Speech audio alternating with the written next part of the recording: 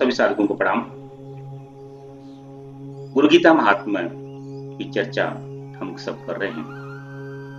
पिछले दिन हमने समझा कैसे यह आत्मज्ञान और सृष्टि विज्ञान दो प्रक्रिया है।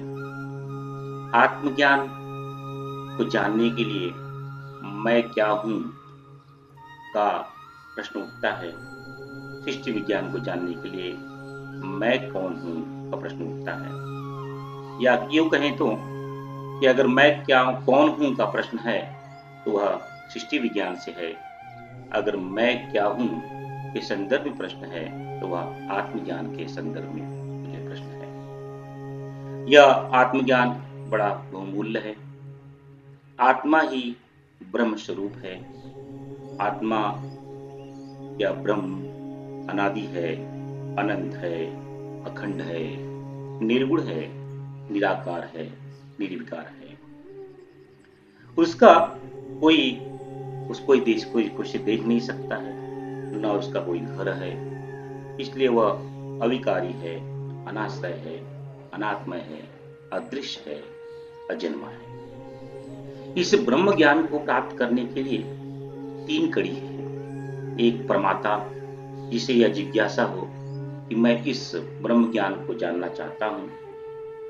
और दूसरा जो है प्रमेय, जो ब्रह्म ज्ञान की जो ज्ञान की गंगा है वह प्रमेय। और दूसरा जो मध्य की कड़ी है प्रमाण। प्रमाता, प्रमाण और प्रमेय। प्रमेय वह ब्रह्म ज्ञान है, आत्मज्ञान है। परमात्मा वो मुमुक्षु है, वो जिज्ञासु है, वो साधक है।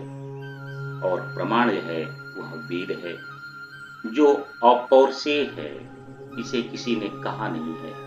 वह अनादि है, अनंत है, आदिकाल से चला आ रहा है। वह ज्ञान समग्र ज्ञान है, इसे वेद कहते हैं। इस वेद के ज्ञान को समझने के लिए अलग अलग समय पर अलग अलग विशेषताएं आती हैं। यह वेद ज्ञान सब ऋषियों के माध्यम से गुरु शिष्य परंपरा से यह सदैव चलता आ रहा है।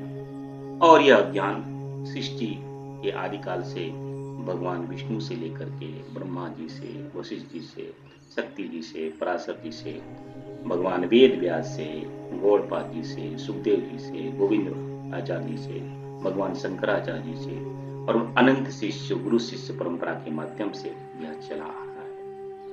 यह ज्ञान समझाने के लिए और यह समझने के लिए बड़े गूढ़ तत्व की आवश्यकता होती है। यानी कोई ब्रह्म ज्ञानी ही इस ब्रह्म ज्ञान को समझा सकता है। यानी प्रमेय का ज्ञान प्राप्त करने के लिए, आत्मज्ञान प्राप्त करने के लिए प्रमाता को, जो मुमुक्षु है, उसे प्रमाण की आवश्यकता है। और प्रमाण तो सिर्फ और सिर्फ ब्रह्म स्वरूप जो है व्यक्ति विशेष ही बता सकता है। उस व्यक्ति विशेष को गुरु कहते हैं। जब शिष्य में उस ब्रह्म ज्ञान की जिज्ञासा जागती है, मुमुक्षु होती है, तब जो है गुरु का उदय होता है। जब शिष्य उस प्रमेय को जानने की पराकाष्ठा में पहुंच जाता है, तब जो है सदगुरु का उदय होता है। यानी गुरु शिष्य के अस्तित्व में ही गुरु है और गुरु के अस्तित्व में ही शिष्य है। जब साधक व्यक्ति विशेष जब शिष्य बनता है, जब उसकी लालसा जागती है उस परम ज्ञान के लिए, तभी गुरु का प्रकटीकरण होता है। जैसे हमने देखा भगवान केशव तो अर्जुन के सखा हैं, भाई हैं, मित्र हैं। लेकिन जब तक उनके मन में वह जिज्ञासा नहीं आती है, वह मोक्ष के प्राप्ति की इच्छा जागृत नहीं होती, तब तक भगवान वह उनके सखा रहते हैं, गुरु नहीं बनते। जैसे ही वह भगवत गीता के दूसरे अध्याय के 7वें श्लोक में यह कहते हैं कि मैं आपका शिष्यत्व ग्रहण करता हूं, मुझे शिष्य रूप में स्वीकार कीजिए। तभी उनके सखा केशव, कृष्ण, योगेश्वर गुरु के रूप में, भगवान के रूप में उन्हें ब्रह्म ज्ञान देते हैं। यानी जब तक शिष्यत्व की जागृति व्यक्ति विशेष में, साधक में नहीं आएगी, तब तक गुरु का प्रकटीकरण नहीं होगा। गुरु का प्रकटीकरण तभी होता है जब शिष्यत्व की अपनी पराकाष्ठा में पहुंचता है, जब शिष्य को उस प्रमेय की इच्छा जागृत होती है, जब शिष्य को उस आत्मज्ञान की इच्छा की प्राप्ति होती है, की जिज्ञासा होती है, तभी गुरु का प्रकटीकरण होता है। यह बड़ा गुरु बहुमूल्य है।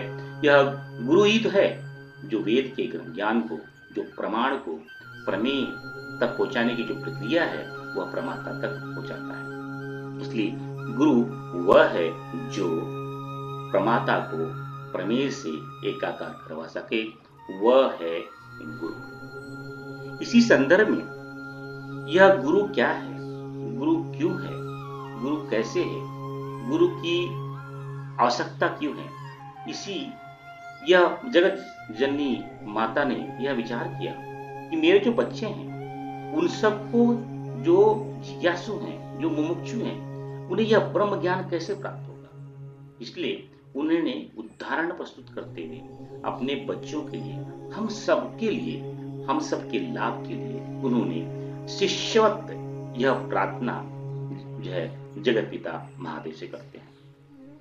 महादेव से प्रार्थना करती हैं जगत माता, हे परमपिता परमेश्वर, मेरे जो बच्चे हैं उन बच्चों को यह ब्रह्म ज्ञान कैसे प्राप्त होगा, इस ब्रह्म ज्ञान की प्राप्ति कैसे होगी, इसलिए मुझे वह दिशा मार्गदर्शन करें, दिशा निर्देश करें।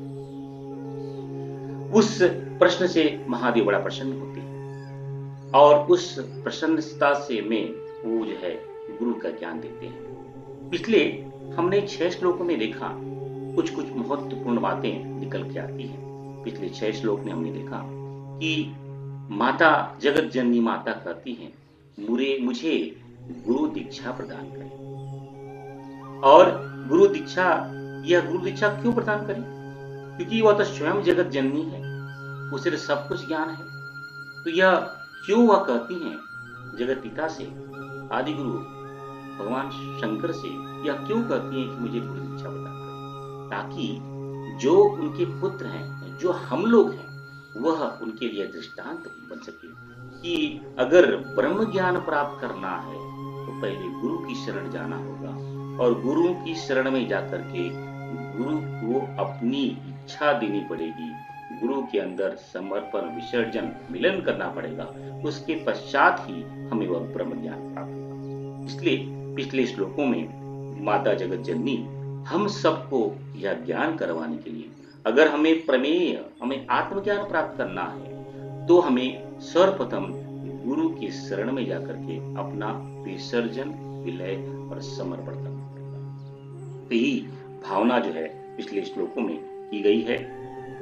साथ में ही जगत जननी के को विस्तार को समझाते हुए मां जगत जननी भगवान से कहती हैं किस तरह से वह प्रमाता मेरे पुत्र उस परमपिता परमेश्वर यानी शिव को प्राप्त कर सके, यानी ब्रह्म को प्राप्त कर सके, वह मार्ग क्या हो सकता है। यह प्रश्न जब जगत जननी माता कहती हैं तब बड़े भाव से, बड़े प्रेम से, बड़े श्रद्धा से जगत जननी की इच्छा को समझते हुए, वो तो जगत पिता है और जगत माता है, दोनों की लीलाओं की पराकाष्ठा कुछ नहीं है। जगत पिता को पता है कि जगत जननी पुत्रों के लिए, हम सब मनुष्यों के लिए, के लाभ के लिए यह ज्ञान, यह आकांक्षा रख रहे हैं।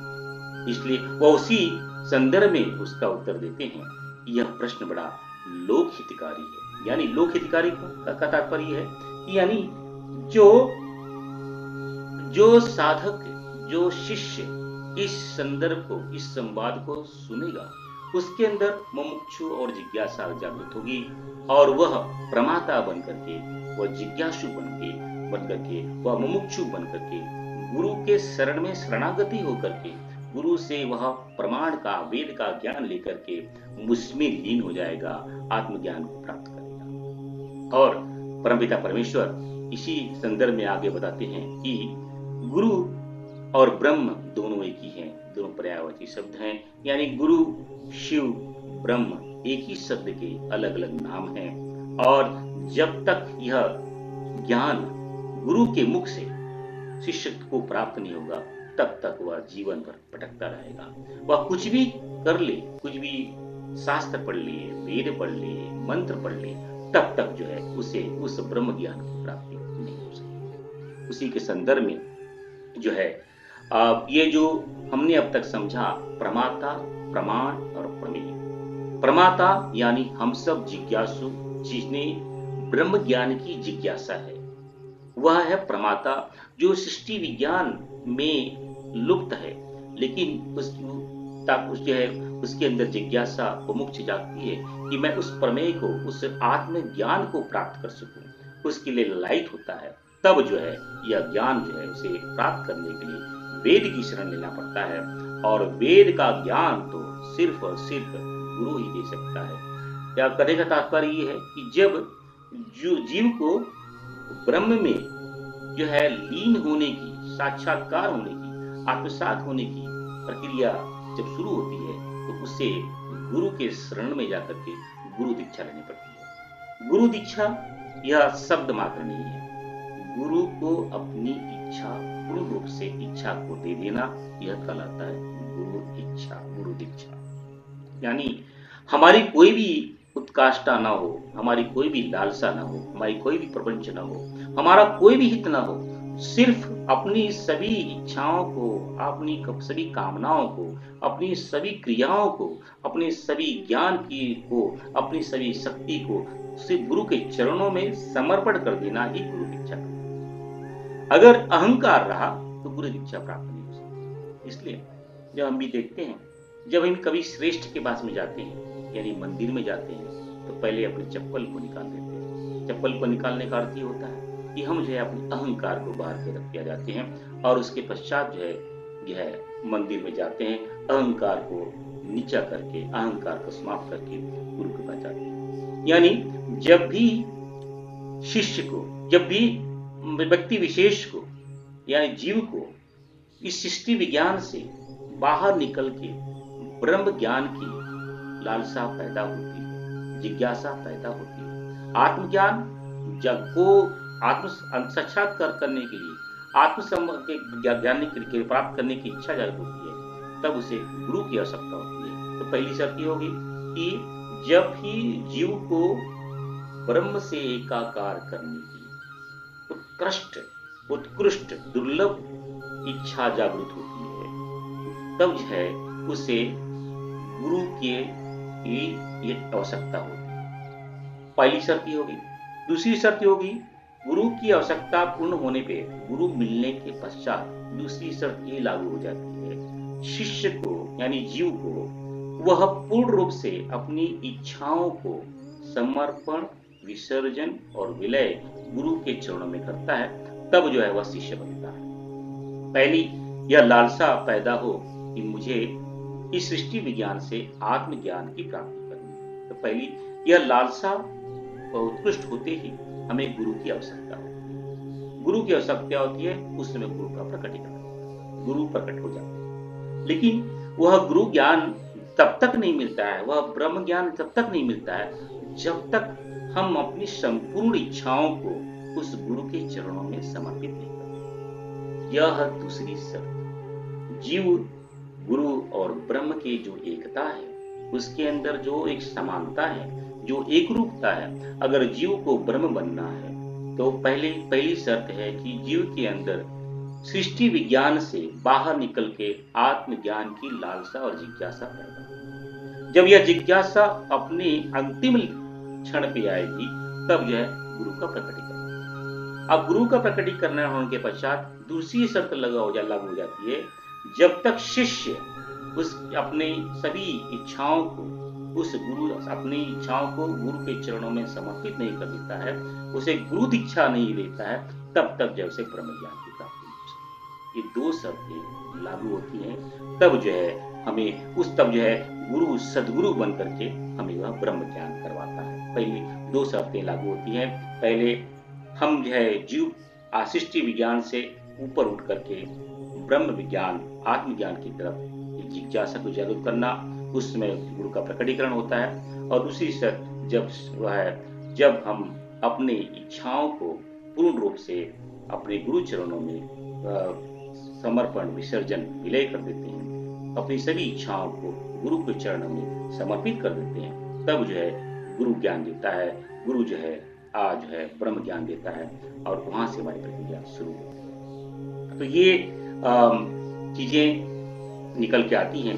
वैसे जो ब्रह्म है, जो वेद है, गुरु है, वो तीनों एक ही है। इसलिए तो महादेव कहते हैं कि वह गुरु और ब्रह्म दोनों एक ही समानार्थी वर्त हैं, क्योंकि ब्रह्म ज्ञान तो वे जो है वो जो है वेदों में समाहित है, और वो वेदों को समझने और समझाने की प्रक्रिया तो गुरु के माध्यम से हो सकती है। यानी गुरु वेद और ब्रह्म, यानी गुरु ज्ञान और ब्रह्म, ये तीनों एक ही शब्द हैं। एक ही चिंतन के तीन नाम हैं।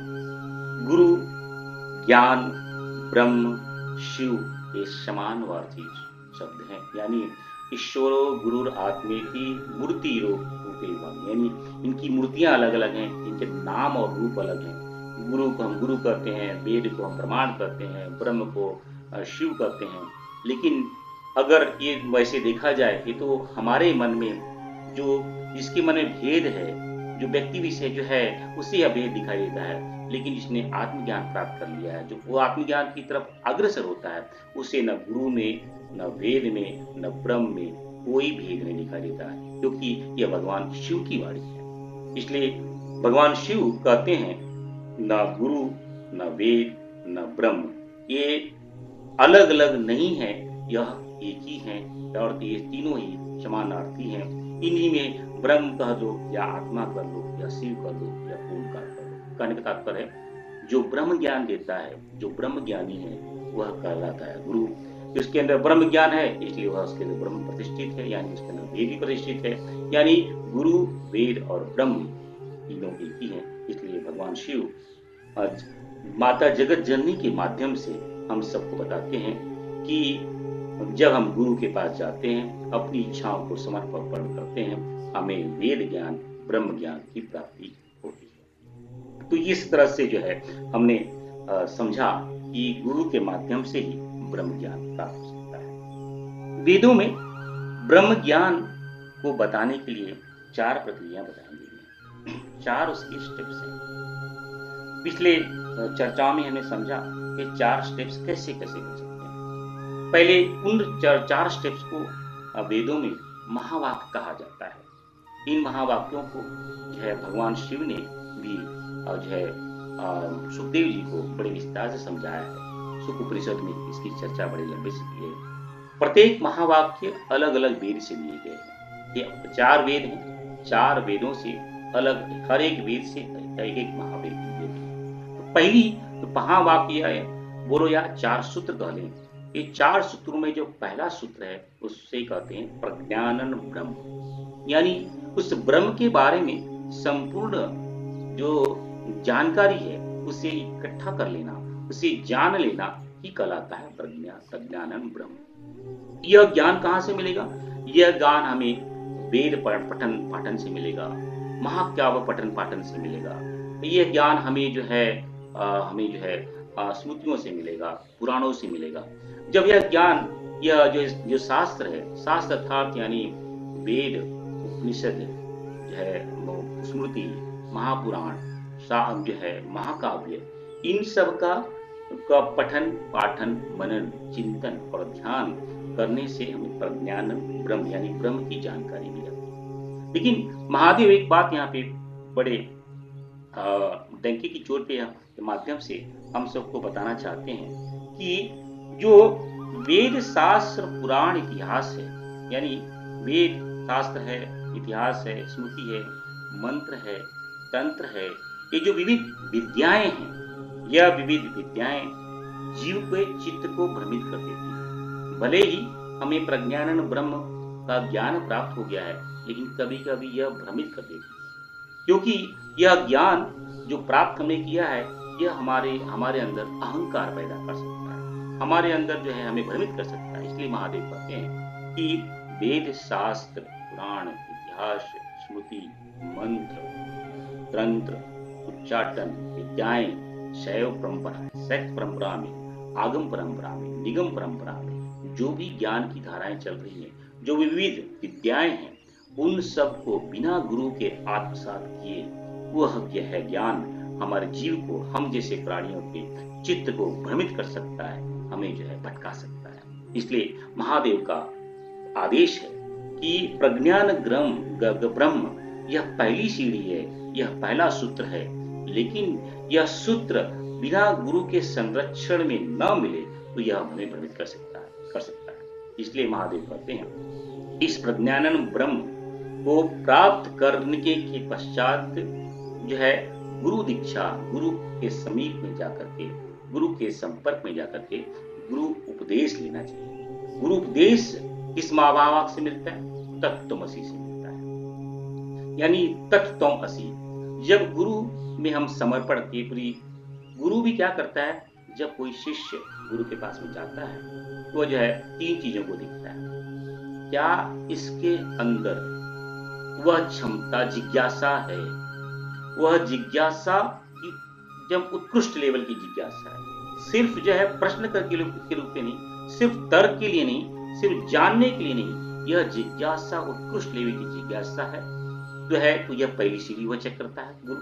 दूसरा सीढ़ी यह चेक करता है क्या इसका मेरे अंदर पूर्ण श्रद्धा और विश्वास है। जब श्रद्धा और विश्वास है तो ही यह वह जो है समर्पण विसर्जन विलय करेगा। तो यह चेक करता है कि ये क्या इस जो है आया हुआ है साधक, इसका मेरे पर पूर्ण विश्वास है, मेरे पर कुछ श्रद्धा और विश्वास, श्रद्धा और भक्ति का भाव है, यह चेक करता है। अगर वह जब शक्ति जो है भक्ति और जो है श्रद्धा रहेगी तब जो है शिष्य का पूर्ण रूप से समर्पण विसर्जन होता है। इसलिए बहुत सारे गुरु बहुत नाना प्रकार की प्रतीक्षाएं लेते हैं। बड़े बड़े प्रभावी प्रबुद्ध ज्ञानी साधक गुरु के आश्रम में जाते हैं, गुरु के पास में जाते हैं और गुरु उन्हें अलग अलग कार्यों में उलझाता है, उन्हें अलग अलग तरह की परीक्षाओं लेता है, उनके अहंकार को टटोलता है, उनकी श्रद्धा को टटोलता है, उनकी भावना को टटोलता है, उनके उस जिज्ञासा की प्रकाष्ठा को टटोलता है। अगर जिस जिज्ञासा सिर्फ तर्क मार्ग के लिए,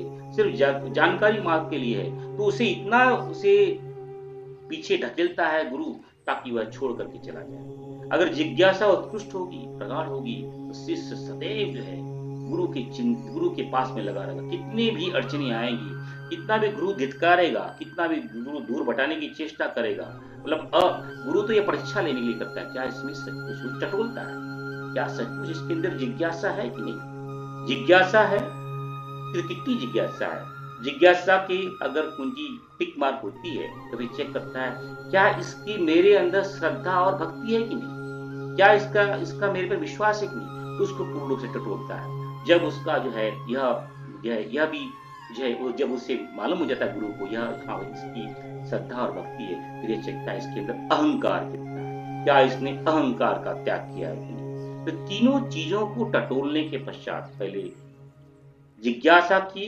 कितनी प्रगाढ़ लेवल है, कितनी उत्कृष्टता है, क्या इसका जो है विश्वास, समर्पण, विसर्जन है कि नहीं, और क्या इसने अपने अहंकार को गलाया है कि नहीं। 3 शर्तों के पश्चात वह जो है उसे शिष्य के रूप में ग्रहण करता है, तत्त्वमसि का ज्ञान देता है, यानी वह उसे शक्तिपात भी कह सकते हैं। वह उसकी ज्ञान के माध्यम से वह गुरु उपदेश देता है, गुरु दीक्षा, सही माने में उसे गुरु दीक्षा कहते हैं। गुरु अपनी जब जय शिष्य पूर्ण रूप से अपनी इच्छाओं को गुरु के चरणों में उड़ेल लेता है, अपनी जिज्ञासाओं की पराकाष्ठा में पहुंच जाता है और अहंकार को पूर्ण रूप से शून्य कर देता है, तब जो है गुरु जो है उसे तत्त्वमसि का उपदेश देता है। और इसके पश्चात यह शिष्य गुरु की गोद में इस तत्त्वमसि का बोध करते हुए यह चिंतन में लग जाता है कि अयम आत्मा ब्रह्म, वह ब्रह्म मैं ही हूँ, और कालांतर में वह उसका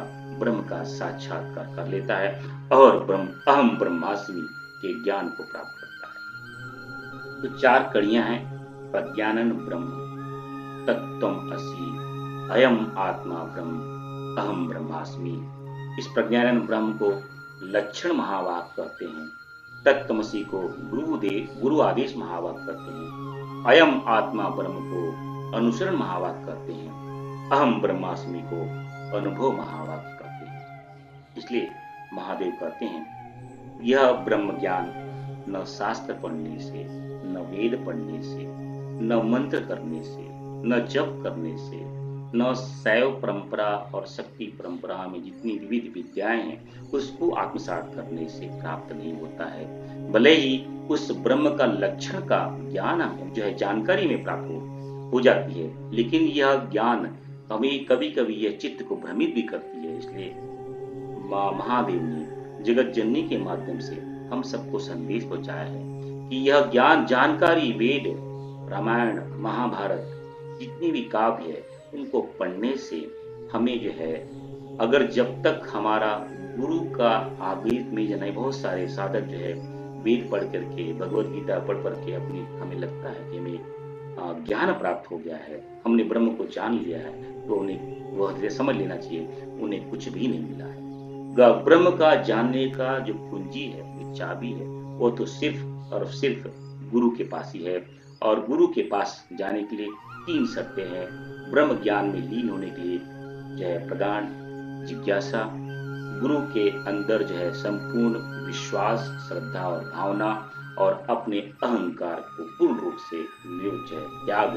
ये 3 शर्तों के माध्यम जब गुरु जो है शिष्य माध्यम से जब गुरु टटोल लेता है कि शिष्य के पास में तीनों चीजें हैं, तब उसे तत्वमसी का ज्ञान देता है और तत्वमसी से अहम ब्रह्मास्मि का से उसे बोध होता है। इसलिए महादेव कहते हैं कि न वेद से, न शास्त्र से, न पुराण से, न इतिहास से, न स्मृति से, न मंत्र से, न यंत्र से, न उच्चाटन से, न विविध विद्याओं से, न आगम और निगम के ज्ञान से, विद्याओं से जीव को कुछ भी, उसे तो सिर्फ जो है जीव की लालसा के लिए कुछ न कुछ तो जानकारी मिल जाएगी, लेकिन सही मानों में उसे ब्रह्म ज्ञान प्राप्त नहीं हो सकता। ब्रह्म ज्ञान तो सिर्फ और सिर्फ गुरु के चरणों में मिलने से प्राप्त, मिलकर गुरु चरणों में जाने से ही प्राप्त होता है। तो पिछले 6-7 श्लोकों में माता जगत जननी के माध्यम से यह हमें गुरु दीक्षा का ज्ञान प्राप्त हुआ। गुरु दीक्षा क्यों हो सकता है, और हमें यह जानकारी मिलती है कि गुरु दीक्षा और के लिए क्या क्या शर्तें जो है बताई गई हैं, और जो है कैसे जीव जो है ब्रह्म को प्राप्त कर सकता है। यह जो 2 प्रश्न जगत जननी की थे उसे विस्तार से जो है जगत पिता महादेव ने बताया। यह प्रश्न बड़ा लोकहितकारी है। वास्तव में गुरु और ब्रह्म में कोई भेद नहीं है, दोनों अभिन्न हैं, दोनों अभेद हैं, दोनों अद्वैत हैं। और ज्ञान की जो विधि विधाएं हैं वह सिर्फ जानकारी लेने से वह जीव के चित्त को भ्रमित कर सकती हैं। इसलिए वह जानकारी लें, लेकिन उसके पश्चात गुरु के पास जाएं और गुरु के पास में से तत्वमसी का ज्ञान लें। तत्वमसी का ज्ञान लेने के पूर्व गुरु 3 चीजों को चेक करता है। पहला चेक करता है कि इसे ब्रह्म ज्ञान की, इस साधक में ब्रह्म ज्ञान के लेने की कितनी जिज्ञासा है। दूसरा, इसके अंदर कितना समर्पण, विसर्जन और विलय है, और इसका अहंकार कहाँ तक है। इन तीनों शर्तों के माध्यम से गुरु जो है गुरु दीक्षा देता है और गुरु अपने शिष्य को ग्रहण करता है, और फिर गुरु और शिष्य का संबंध बनता है, और फिर जो है गुरु से शिष्य को ब्रह्म ज्ञान की प्राप्ति करवाता है। गुरु गीता महात्म्य प्रस्तुत संवाद महर्षि सुत महाराज तथा ऋषिगणों के दरम्यान। ऋषिगण महर्षि सुत जी से गुरु गीता के बारे में प्रश्न करते हैं और उसके प्रश्नों के उत्तर में वह गुरु गीता बताते हैं और कहते हैं कि यह प्रख्यात संवाद सदाशिव और माता पार्वती के दरम्यान का है। गुह्यात गुह्यतरा विद्या गुरु गीता विशेषतः। ऋषिगण पूछते हैं कि यह गुरु गीता विशेषकर से गूढ़तम और उससे भी गूढ़तम विद्या है। हे सुत जी, ब्रूहिणः सुत कृपया शृणुमस्त्वत् प्रसादः। आप हमें यह गुरु गीता, उसके महात्मा के बारे में आप हमें वर्णन कीजिए। आपकी कृपा प्रसाद से हम भी इसका श्रवण करेंगे। सुत जी कहते हैं, कैलाश शिखरे रम्ये भक्ति संधान नायकम।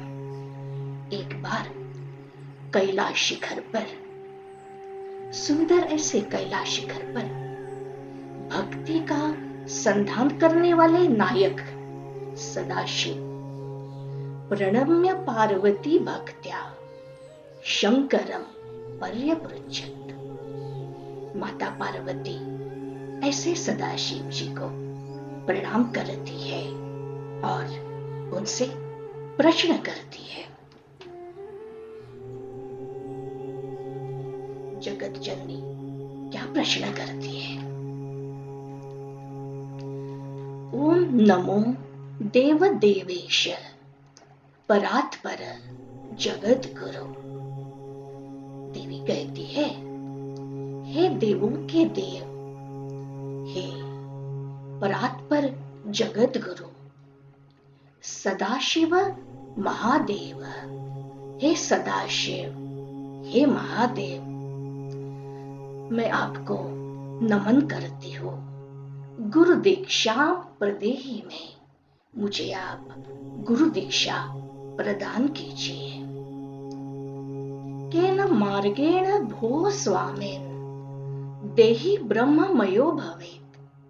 हे स्वामी, यह कौन सा मार्ग है कि यह नश्वर देह ब्रह्ममय बनता है?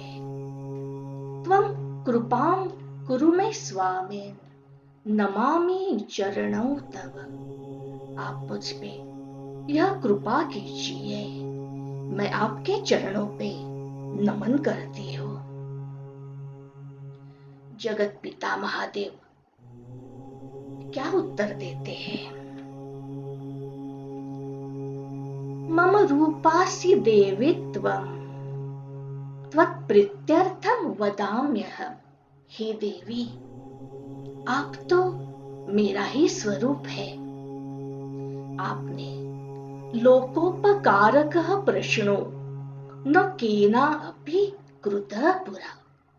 आपने जो प्रश्न किया है वह सभी लोगों के हितकारक है और ऐसा प्रश्न आज तक किसी ने कभी पूछा नहीं।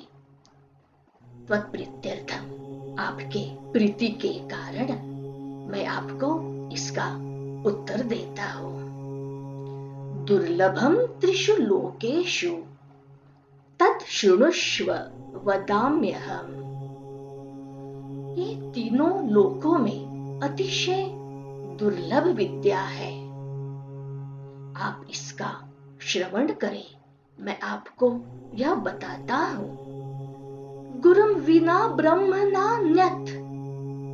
गुरु के बिना कोई अन्य ब्रह्म नहीं है, अर्थात गुरु ही ब्रह्म है। सत्यम सत्यम वरानने।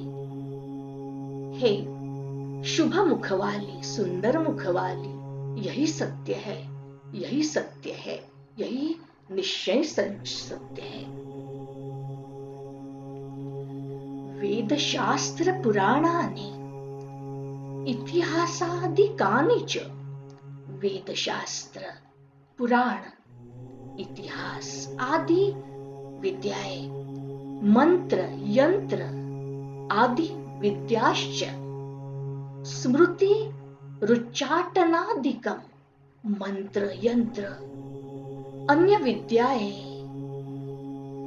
अन्य शैव शाक्त उच्चाटन आदि विद्याएं, शैव शाक्ता गमादिनी अन्यानि विविधानि च।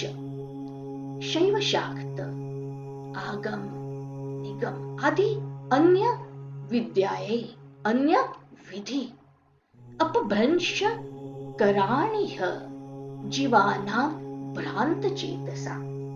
यह जीवों का अपभ्रंश करती है, वह जीवों के चेतस को, उनके बुद्धि को भ्रमित कर।